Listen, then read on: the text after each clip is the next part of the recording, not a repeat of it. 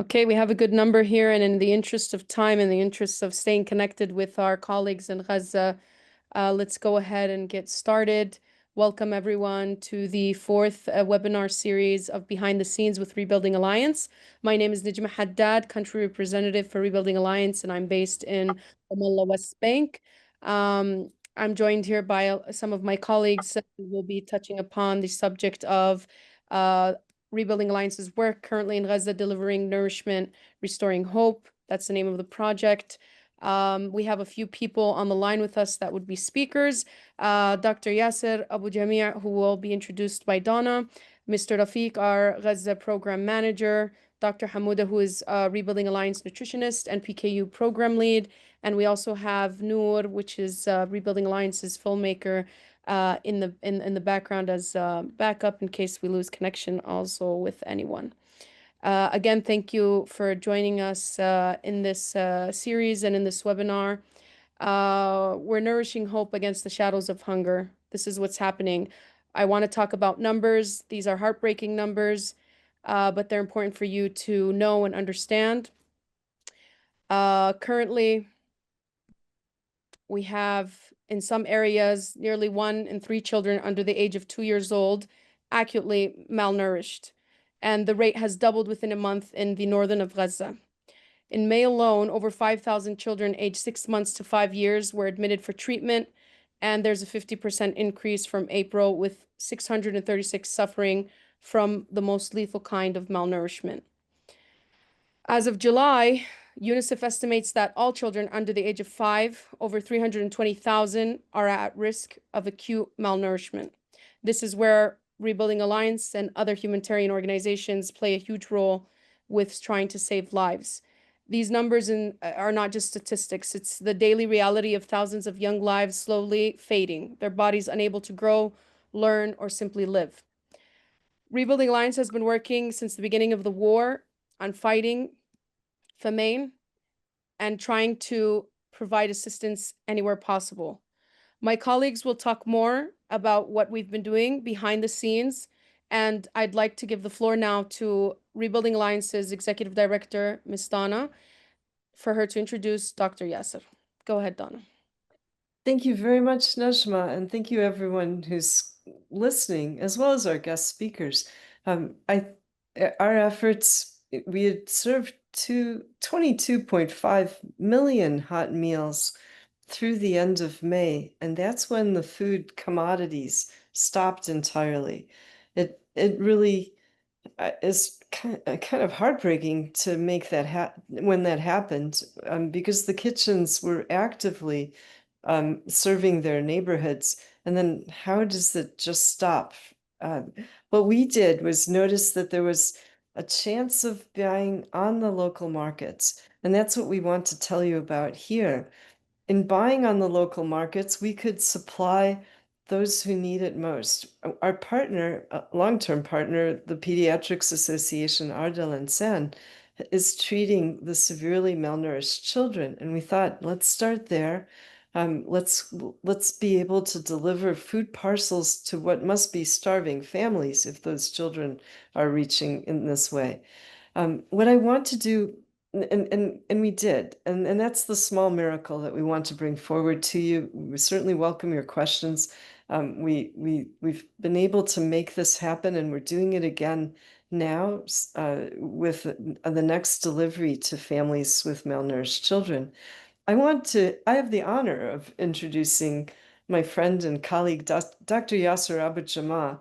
And I want to provide my introduction based on how I got to know him. In 2014, Rebuilding Alliance, by the way, when we first came to Gaza 22 years ago, it was the Gaza Community Mental Health Program that readily adopted us and became our sponsors in Gaza. That meant that all transactions could go through them. It meant that we had a way of serving community through Gaza Community Mental Health. That was Dr. Ayad Siraj, and he just immediately said yes, and we signed our agreement, and we were moving forward. It was when Dr. Ayad passed away, Dr. Yasser was chosen as the executive director of Gaza Community Mental Health Program. I hadn't met him, and I heard on the radio that members of his family were killed in a bombing during Ramadan in 2014. 28 members of his family. I called to offer condolences to the colleagues at Gaza Community Mental Health eh, eh, just because I know them. And they said, you must, Rebuilding Alliance must bring Dr. Yasser's voice forward. And I was like, I have no idea how to even talk about something like this. How on earth can I do that? And they said, no, it's really important in the time of tragedy that voices like his, but his especially, he needs to be heard.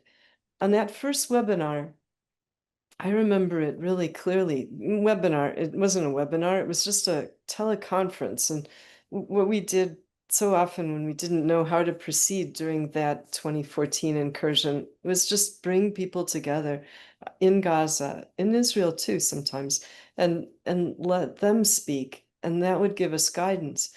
On that particular call, I learned how to begin to talk about tragedy. And I learned this from Dr. Yasser personally. And I understood very clearly that this voice, his voice, needed to come forward wherever we could bring it. Rebuilding Alliance was very proud, and it took a lot of details to be able to bring Dr. Yasser to speak in the United States, starting in Washington State and going all the way to Washington, D.C. It was a remarkable speaking tour. We sponsored the next speaking tour. He's done many more since then, and I hope he speaks in Washington again soon. With that, I'd like, oh, and there's like all kinds of important things you should know as the director of Gaza Community Mental Health. He's on many task force. Rebuilding Alliance as one of many who've provided awards. We've been honored to be able to do that. Dr. Yasser, you can fill in the gaps here, but mostly tell us what it means for children to be facing malnutrition like this, what it means now, and what the future could look like if we can get it stabilized. Like what are the issues that they'll be facing in the future? Thank you. Please go ahead. Thank you very much, Donna. I'm humbled by your introduction. Let me begin by thanking you personally and all the Rebuilding Alliance team and the dear speakers and the audience for being here today with us. I am personally, and I'm sure GCMHP also is also proud of our partnership with Rebuilding Alliance. We share the same feelings towards each other, and I would like to echo what you have already said. And it was also my pleasure and honor to come to the States to do those tours. And I also look forward for future tours if that's going to happen. I was talking to a couple of people by a chance in different locations. A friend who is in Europe, she gave birth to a son, and that was just 2 days ago. And I was talking to a cousin, Gaza, in Khan Yunis now in Mawasi area. My family lives in East Khan Yunis, ideally, and we were displaced since the first days, if not hours. And that cousin also got his third daughter, so he has now 3 daughters. And it's really interesting when we hear those news, how people talk about their little babies.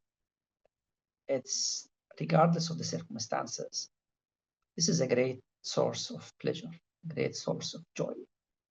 You tell everyone congratulations, you ask to see the photo, you talk, you are happy, you cheer that. You see even the mothers, showing that they are extremely happy with that. And with that comes, this is a new life that is coming to the family, a new life that is coming to this planet, that's going one day, hopefully, to walk on this ground, to joy, to have some fun, and to go on with their life. Children were all the time a major source of our joy, you know. And for people like, you know, people who live in Palestine with very limited resources, with very limited places or situations where they can find happiness and joy, children become one of the main light candles. They are the main window to the future. That's why we are all the time extremely interested in educating our children, making them more and more educated, and hoping that their future will be a better one. We have heard already that according to some international organizations, almost all of the children that are below 5, they already start showing, you know, symptoms of malnutrition, and already they're, you know, they have already problems with food. This is something that for the first time I saw in the first few weeks of the beginning of 2024. I was there then in a shelter in a school in Rafah, and we could just be able to buy canned food that is available, or to get it from the shelter. We were not among the privileged registered, you know, because we arrived late in Rafah, but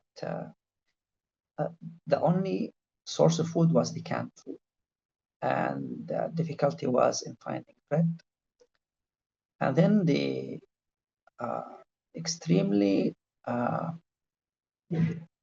strong and life-loving nation of Palestinians, led by Palestinian women, started working miracles. Those women were just like working in groups on a daily basis, making bread from flour using just wood. And they were doing the bread on anything that is metallic, you know. Whatever comes to your mind was used, you know. Even covers of pots, you know, they were used as, I don't know how to call it in English, but as a stove where you can really make bread. And because we understand how painful to be hungry, we see it in the eyes of our children, and the very simple thing that you can offer is just bread, just bread. So in those weeks, bread was available, and with bread you can eat anything that is canned, you know, you can just go on with things. But in that time, I remember again how many children I was seeing that they have upper respiratory tract infections, have gastrointestinal infections, and it was quite common to hear everyone coughing, let's say in January, February of 2024, because of that terrible situation, the shelters, schools then, they're extremely crowded. Now people are more and more crowded in the very western side of Khan Yunis. These are people who belong to the whole southern areas of Gaza Strip. Rafah, Khan Yunis are just trapped into a small geographical area. Well, we had some moments of joy. I remember when we moved to a tent, because we thought the tent is a better place than a shelter, than a school. Because in the school, men were outside and women were inside classrooms with about 50 women and girls staying together, hardly finding enough space just to lay on the ground and sleep there. So the tent was a place where a family can stay together and stick together. And I, as a psychiatrist, I thought that this is very important. We had few times luck that we found yogurt coming into Gaza Strip.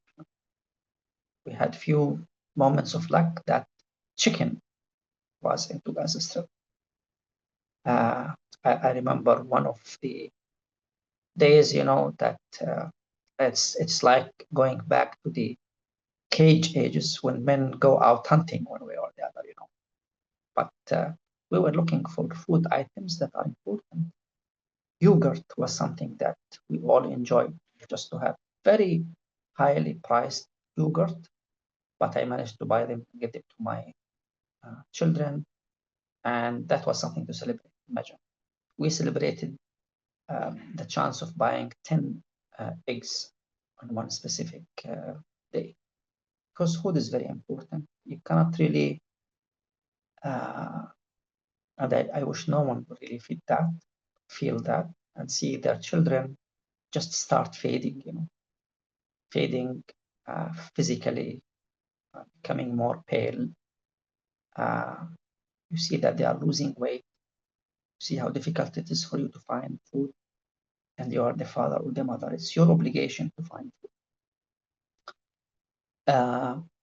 There were some times and days where food was available, but during the last 2 months, since March, the situation is extremely dire, and everyone talking about how malnourished children are, and about adults who have to stop eating because they were just hardly finding one meal for their children per day. In one of our group activities in our Deir al-Balah center, in our partially destroyed center, we were organizing a drawing session for our children, for a group of children. And by a chance, during that meeting, we had one of our clients who came with 3 children. I'm not sure why he brought them, but they were waiting in the reception. He looked at the children in the tent playing. We have a small yard, and there was a tent that we use for the drawing and for those activities, for fun activities. He said, "Can my kids participate?" And we said, "Yes, of course." So we allowed the kids to join the other kids. And by that time, we had some very little refreshment for the children, like one small juice or one small piece of cake, something like that. And what he said was interesting. He said, "Thank you very much. Thank you. Thank you. I see my children happy. But above all, this is the first thing that gets into their abdomen or their stomach since 3 days." It was something amazing that we have. Children will, inshallah, we pray that they will see food soon. The ones who survive will continue to struggle, because when your body is deprived of basic nutrients, basic vitamins, basic minerals, all kinds of food, not only for days, but for weeks and for months, this is going to affect them. Because the usual development, whether it's a physical development, whether it's a cognitive, neurological, psychological development, this is all impacted by the availability of basic food items. I'm not sure what will be the extent of this exposure to starvation, famine, on the long run, but this is definitely going to affect our children one way or the other. And I'm not sure that we have studies, that looked into children, where you have 1 million children living in one space, that they are all exposed to man-made starvation when food is not allowed in. And it's not by a chance for a day or two. No, it's few weeks, even it's for months. Our prayer and our request that this ends soon, that those children will be able to recover one way or the other. And ahead of those children, they are supposed to go back to school. They are supposed to go back to enjoy their life. And I have the time to tell people, and I don't want to speak really long. I want to give the floor to my colleagues, because we have specialists in the field. I say there are 3 very important things that all our children need immediately, yesterday before today. One is protection.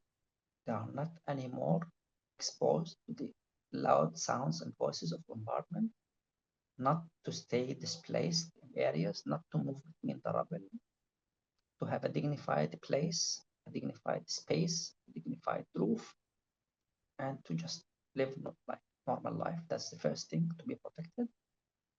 Second thing is the return to normal functioning. And for children, basically it's schooling. And normal functioning for children, I all the time say 2 arms. One is schooling, the other is play. You cannot separate them. The more they play, the more they study. The more they study, the more they play. That's how things are. And we have seen this in our community centers. When children can ventilate, breathe, express themselves through toys, then they can perform better in school. That's the second thing. For a child to restore the routine is to play and to study. That's why we see many offers and trials of Palestinian parents, fathers, mothers, teachers who were trying at any moment to restore the education. And we have brilliant examples of that happened during the last ceasefire between March 18th and January the 18th and March 17th. Everyone tried in their neighborhoods to have even a small tent that is the school or like the class. Third is food. And I am really annoyed that this is the first time I work as a psychiatrist for 22 years. This is the first time I say that food is a priority. It was never like that before because it was not an issue. Of course, a lot of children were malnourished. They were not receiving enough food, but they were not starved, and they were not starved to death. So today I say that taking good care of food is very important and it's very essential. Rebuilding Alliance was doing a great job. When I was in Rafah, Donna passed to me a lot of those information. She even encouraged me to start or help begin a kitchen, but for different reasons, I was among the very little but lucky ones to leave Gaza in April 2024. Try to continue support my colleagues, do the best that I can do, but all the time my praise and my honor for the heroes that are still doing their best to help people in the ground in Gaza Strip, including my colleagues from GCHP, 95 persons now working on the ground, and of course the people like our colleagues who are now on the ground, whether from the Ministry of Health, whether from Rebuilding Alliance, Ministry of Education, other non-governmental civil society sectors, etc., etc. And with that, I would really stop. Thank you very much, Donna, again, for giving me the chance. Thank you so much for your insight. Back to you, Najma. Thank you so much, Dr. Yasser. Thank you, Donna. I'd like to move forward with our second speaker, Mr. Rafiq Al-Madhoun. He's Rebuilding Alliance's Gaza Program Manager. There's a question in the chat that Mr. Rafiq, I think, can touch upon and also will answer. The question is still unclear how the food got into Gaza, if the border is blocked and sources locally were depleted. I think this is the reason for our webinars. We take you behind the scenes. And with that said, Mr. Rafiq, the floor is yours. Hi, everyone, and it's a pleasure to be part of this webinar to talk about the malnourished families and how is the intervention of Rebuilding Alliance is taking place in this current situation where is a lack of all the sources of food and the closure of the crossings. And the question, how do we manage that? Since the beginning of the war and Rebuilding Alliance tried its best to help in food security and providing hot meals through a partnership with World Food Program, which is lasted this year by the end of March. And we continued for another 2 months with our own resources until the end of May when there was nothing in the country of commodities. How do we afford these food?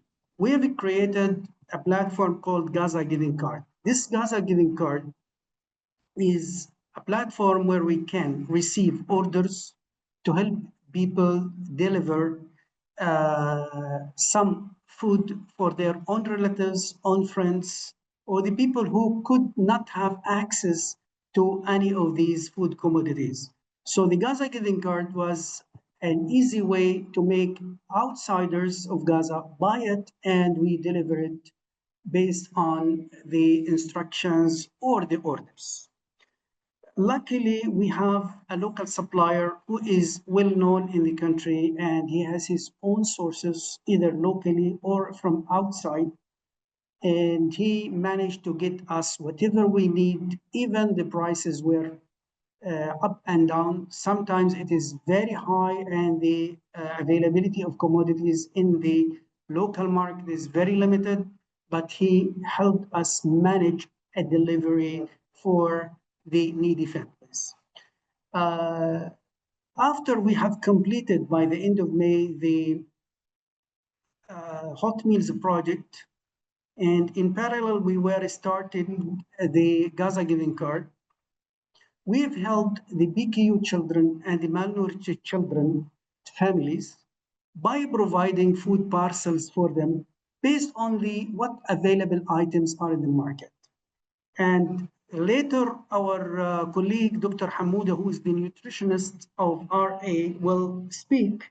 So he's the one, with his help, we try to list or to prepare the content of the parcel to have the variety of items that could provide, even for the BKU children or the families of malnourished, the nutritional value that is needed to make people stay in better health and to stop any deterioration, especially with the BKU children and severe malnourished children. Right now, we are in the last stage of preparing for 500 parcels for the malnourished children's families, where we chose with Dr. Hamouda a list of items that could give variety of nutritional values, variety of items that it is needed, and it could last longer with the families. And we meant to put one of the items that it is a fresh vegetable for the malnourished families. And we chose the potato because the potato could be used in different ways, either fried or cooked or boiled, but it will help the children with malnutrition. Meanwhile, it will help the family of the malnourished children to have this nutritional value. This is, in short, how we can afford the food if there is no way to get the food from outside. As all of us know, and of course you've heard about that since the 2nd of March, all the roads and the corridors getting the cargo to Gaza were closed. 1 month ago, it started to reopen slightly. There was an agreement between the European Union and the IDF, or the Israeli Defense Forces, to open the borders and get some trucks of humanitarian assistance to Gaza. It didn't work well, but at least some of the commodities were getting there. Plus, there was also the Gaza Humanitarian Foundation, which is American company, American entity that helped to bring more food items. But unfortunately, the distribution centers are far away from the people, but still made some availability of food commodities in the market. Some people who are looting, some people who are getting part of it, tried to sell it. This made like availability of certain items in the market where our supplier could afford to get part of it for our malnourished children's families. So our supplier is the key part of affording such food commodities and items for us. The changes in the market status is so dramatic. The changes in prices is totally crazy, up and down. Luckily, since 1 week, they started getting the food again in more organized way to Gaza City, the Gaza Strip, either the north of Gaza or the south of Gaza, from for the traders, not only humanitarian assistance, trader companies. They allowed 5 companies, then 10, then 15, then 50, then 70. So if you go to the market now, you could see availability of food items more than before. Prices are getting to be back to reasonability normal, not only high prices, Also, the Israelis allowed the local traders to pay in bank transfers, so there is no cash needed. For that reason, some of the traders here, the local traders, accepted to sell the people and customers here in the Gaza Strip with bank transfers and electronic wallets. This made the market a little bit relaxing rather than before, and this makes us encouraged to get for a new phase of distributing 500 parcels. We've made the list of the items. We've discussed about that. We checked the prices with the supplier, and we've made a purchase order for the 500 parcels. The 500 parcels could be start deliveries to our warehouses on Saturday morning, and inshallah, either Saturday afternoon or Sunday morning, we will start the distribution in the whole Gaza Strip, Gaza North, Gaza City, middle area, and Khan Yunis at the same day. So we could at least contribute to improve the conditions of the food needs in these malnourished children families. And we hope we could get more and more items with better prices. So we have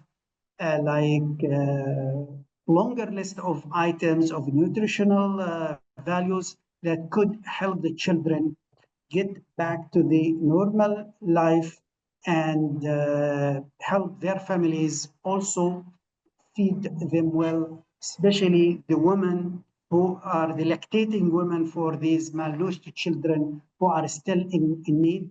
In the meanwhile, even in Let the me ask a question. Just to the questioner had asked, like, how could we buy when nothing was getting in? And what you're saying is that the markets are always existing in some capacity.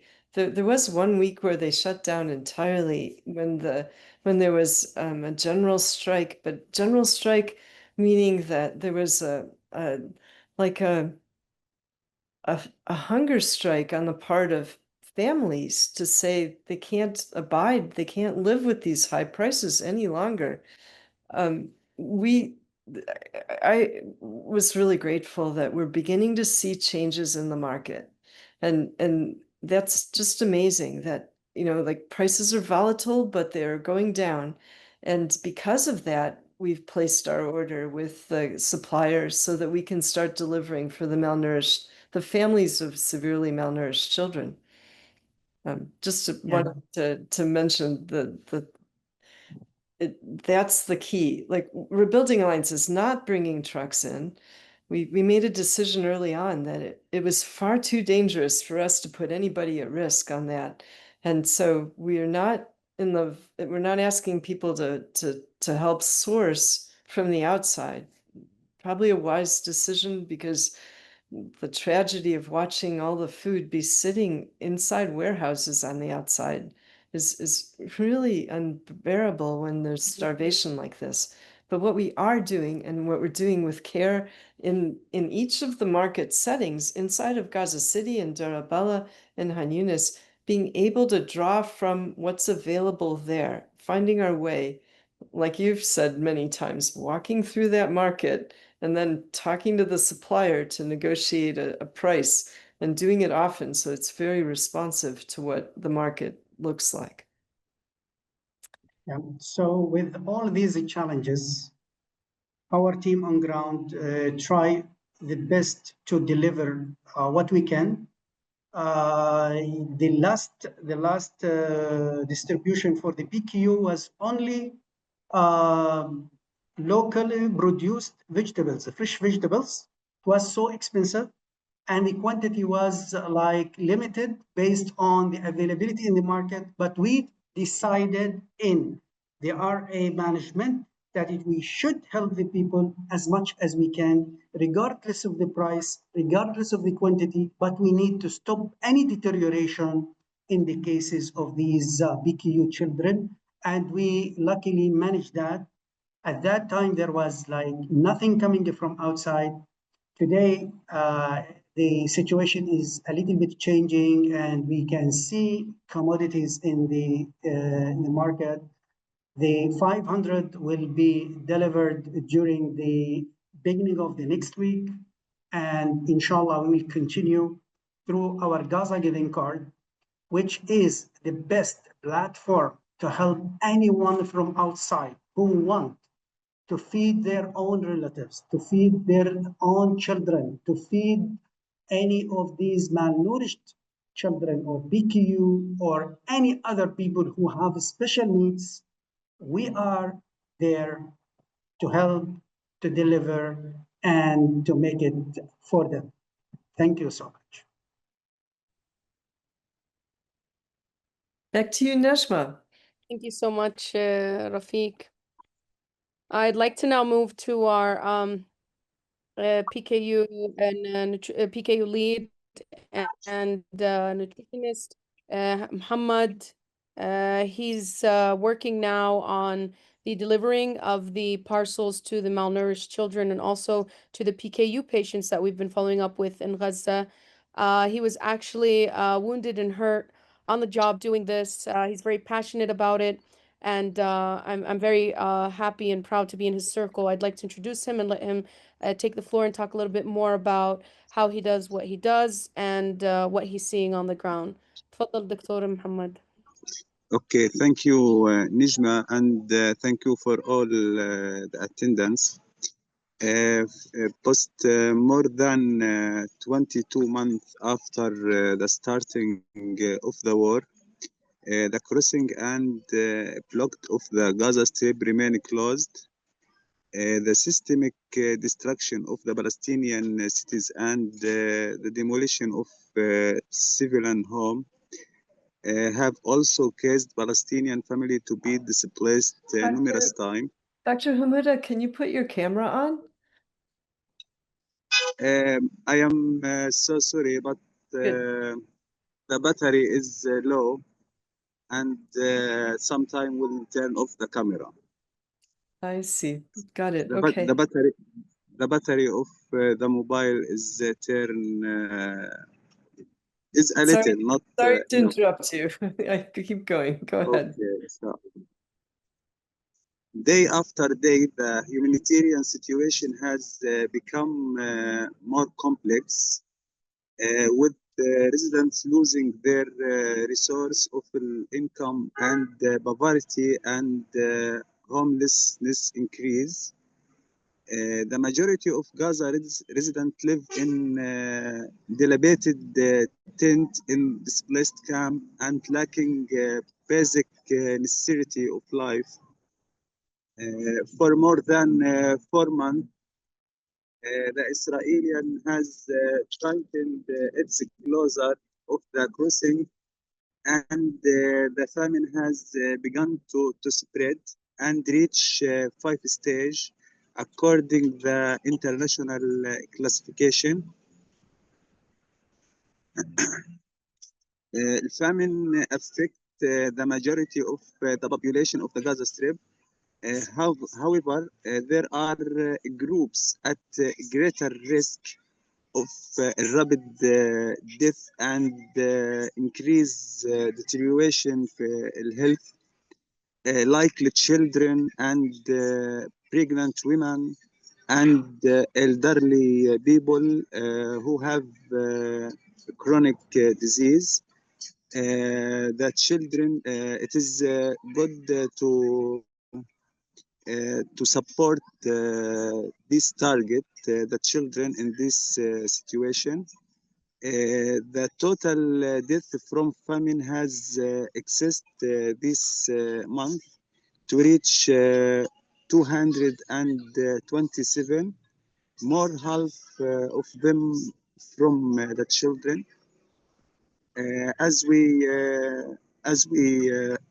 No, the children in the Gaza Strip are suffering from malnourished, despite the lack of a current figure due to the lack of work by relevant institutes and the collapse and the instruction of the health sector in the Gaza Strip, especially Ministry of Health. Only those admitted on the hospital are recorded and registered. I think we lost Dr. Muhammad. Um, we do have Noor standing by to describe some of the deliveries. I wanted to also mention, this is a changing environment where now there's a new set of rules coming in place. And here, let me turn my video on.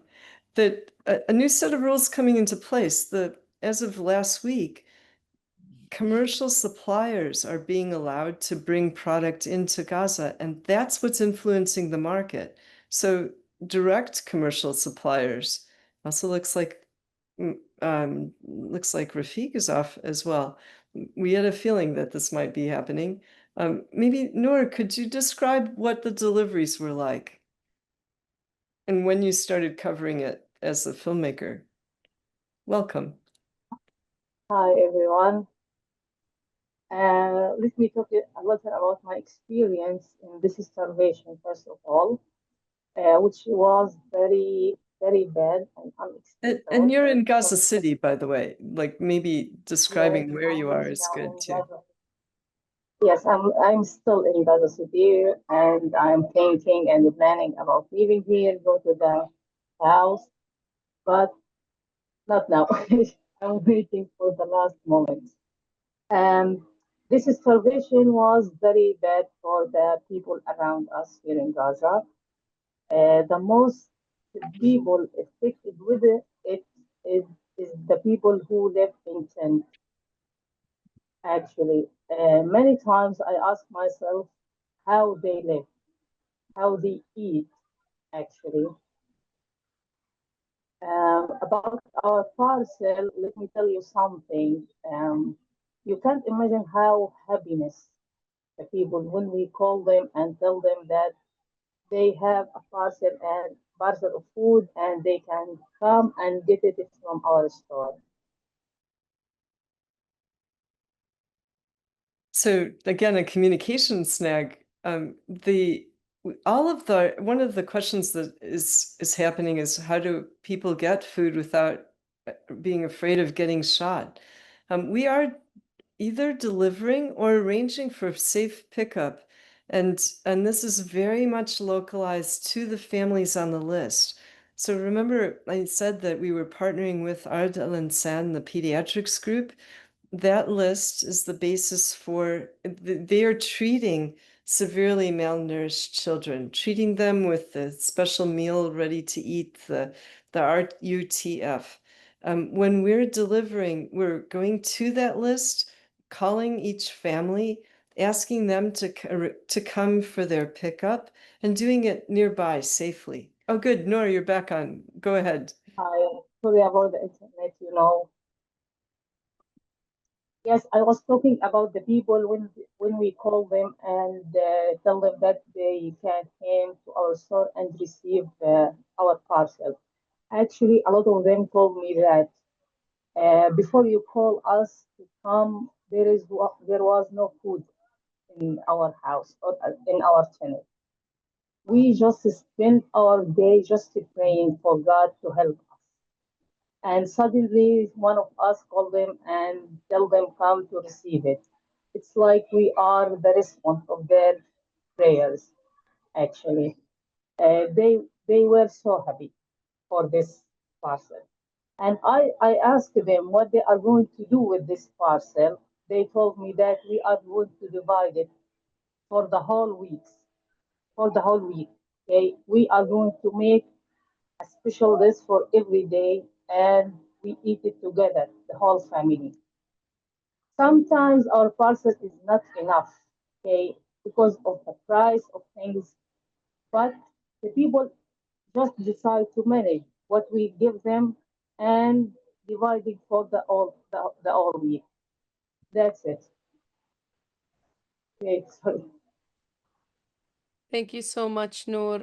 Donna, I see you writing an answer for one of the questions in the chat. Would you want to talk about that live? Yeah.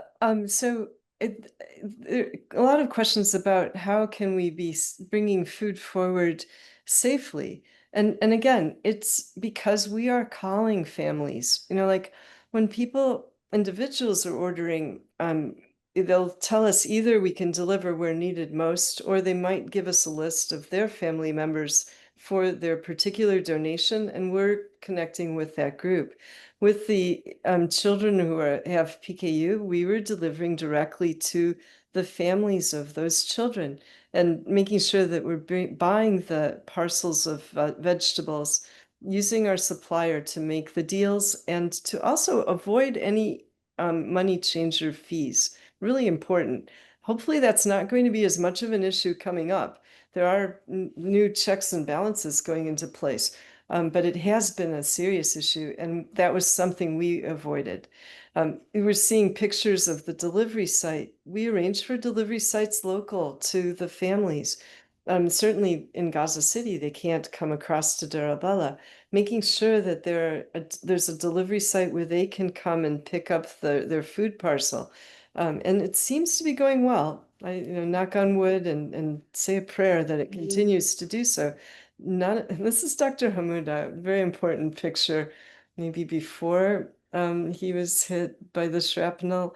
He did do deliveries again this past week, and it was great to see that happening. And Dr. Mohammed's been evacuated now to Deir al-Balah. Also another change, but he's out of the hospital. Great to see.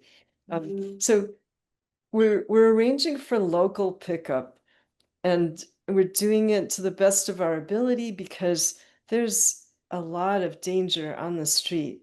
People, theft, and that's going on in this level of starvation. It can be quite extreme. Maybe that's enough of an answer for that question. There is a second question about how are people living? Are they living on their savings, or how are they managing? If you'd like to answer that question, Yeah, Donna. or Noor, if you'd like to answer, how are people managing? Do they live on their Uh, savings?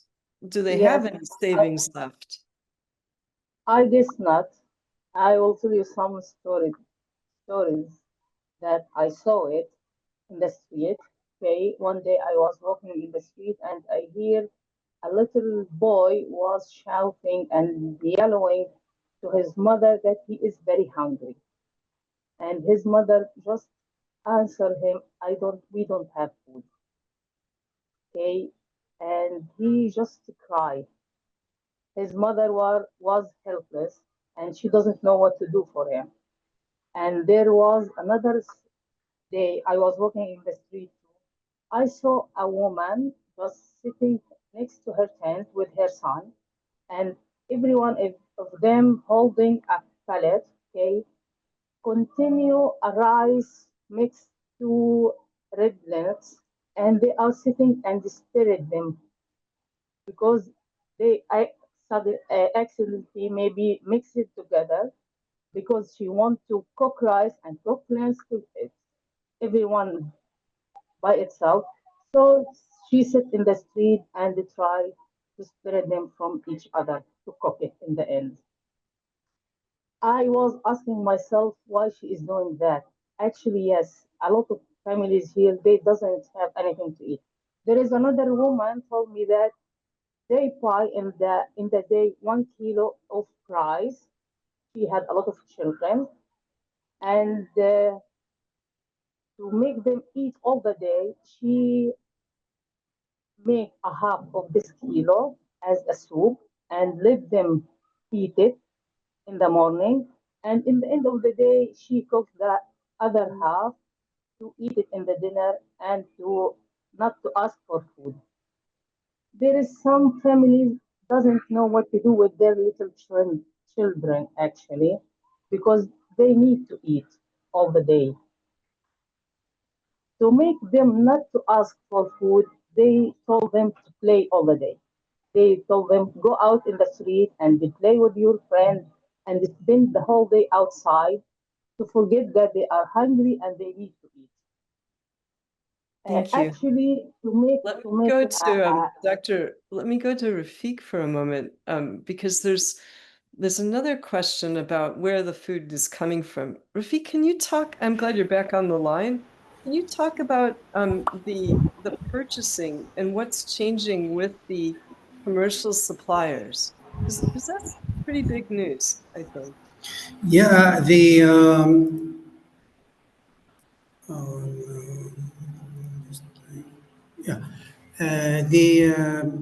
the IDF decision to allow for commercials to get their cargo into Gaza.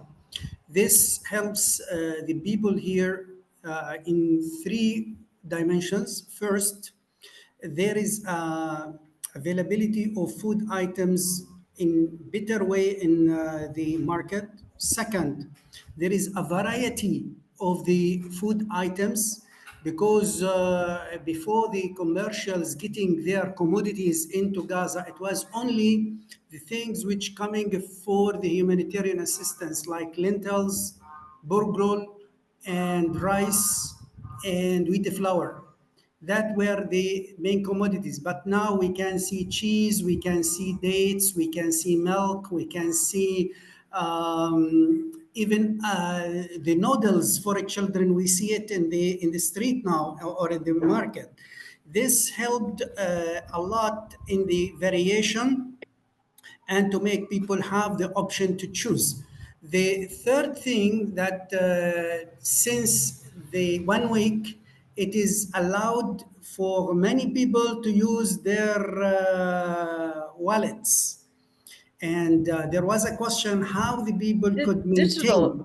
Digital wallet, right? Yeah, Like on their their digital phone. wallets. Yeah, Yes. not their So they real can wallet. buy. They can buy with no commission.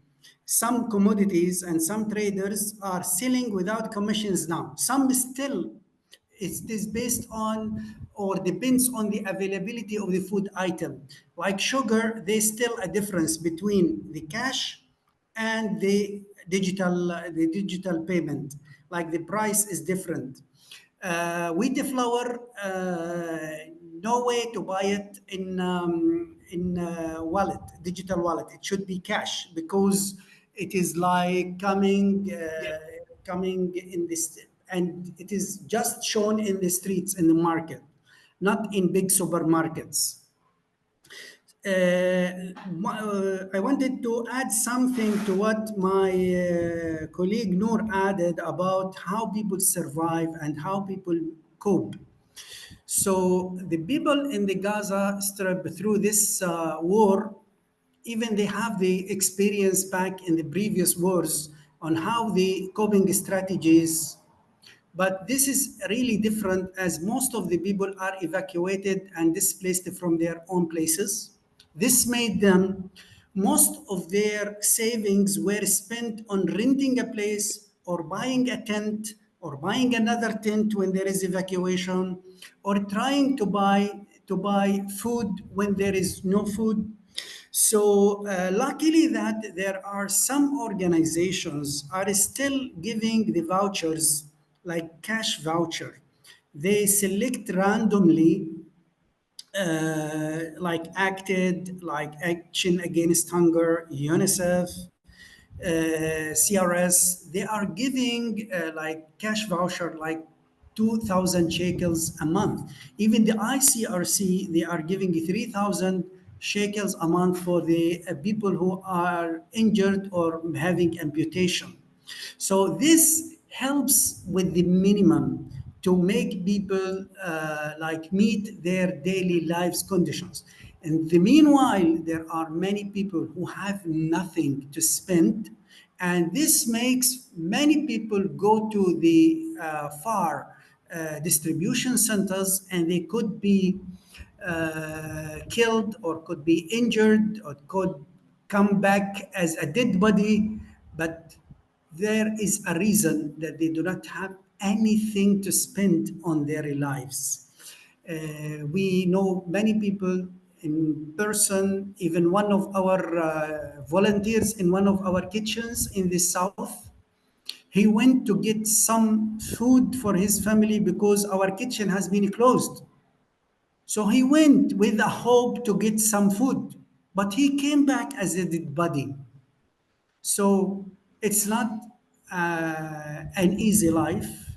And whatever the outside Gaza hear about the situation, no words can describe what is happening on ground. No words. The situation is really hard, and we try our best to find a way through our Gaza Giving Card to meet the minimum for certain category like malnourished families, BQ. We try to reopen our kitchens. We have only one small kitchen is still operating in the north of Gaza, supported by the Mercy Bakery.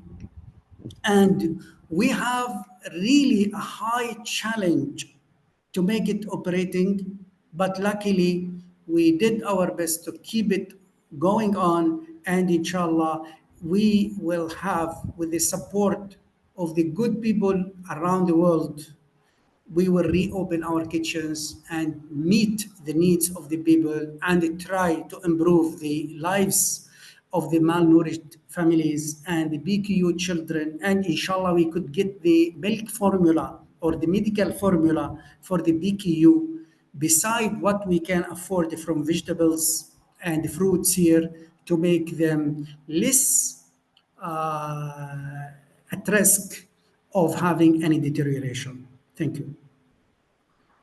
Thank you very much, Mr. Rafiq. Donna, do you want to let us give some Yeah, questions? I'd like to maybe offer some closing comments because we're at the end of our webinar. Just a big thanks to our guest speakers calling in from Gaza City, from Deir al-Balah, and also with Dr. Yasser, who was able to join us to describe his experiences and the importance of getting food to children now.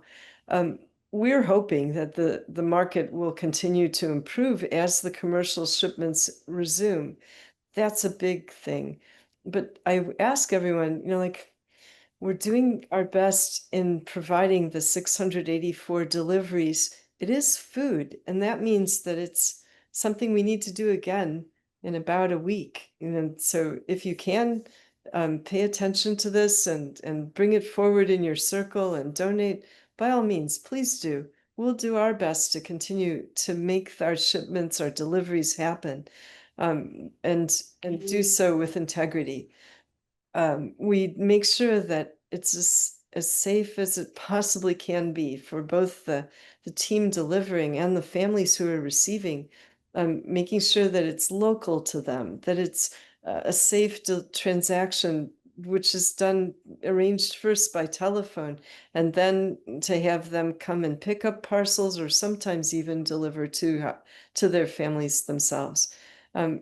They are the reason that we've continued to press so much for the opening of food aid in any form